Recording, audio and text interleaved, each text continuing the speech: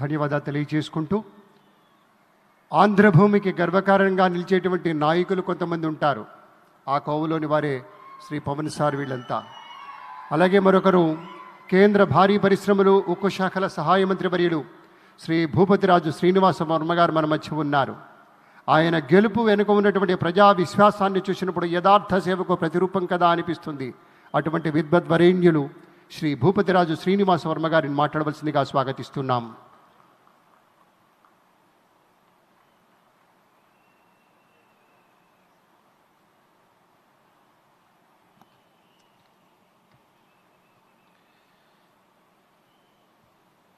ఆంధ్రప్రదేశ్ ప్రజల కళల రాజధాని, ప్రజా రాజధాని అయిన అమరావతి అభివృద్ధి పనుల పునరుద్ధరణకు విచ్చేసినటువంటి భారత ప్రధానమంత్రి ప్రీతమ నాయకుడు శ్రీ నరేంద్ర మోడీ గారికి, ఆంధ్రప్రదేశ్ రాష్ట్రాన్ని అభివృద్ధి పందంలో నడిపిస్తున్నటువంటి రాష్ట్ర ముఖ్యమంత్రి శ్రీ నారా చంద్రబాబు నాయుడు గారికి, జనసేనాధిపతి ఉప ముఖ్యమంత్రి అయినటువంటి శ్రీ పవన్ కళ్యాణ్ గారికి, రాష్ట్ర గవర్నర్గా ఉన్నటువంటి అబ్దుల్ నజీర్ గారికి, అదేవిధంగా పునఃప్రారంభంలోకి ఇచ్చేసినటువంటి అశేష ఆంధ్ర రాష్ట్ర ప్రజానీకానికి, ఏదైతే అమరావతి రాజధాని నిర్మాణం కోసం భూములు పెద్ద ఎత్తున త్యాగం చేసినటువంటి అమరావతి రైతులకు అందరికీ కూడా హృదయపూర్వక నమస్కృతులు తెలియజేస్తూ ఉన్నాను.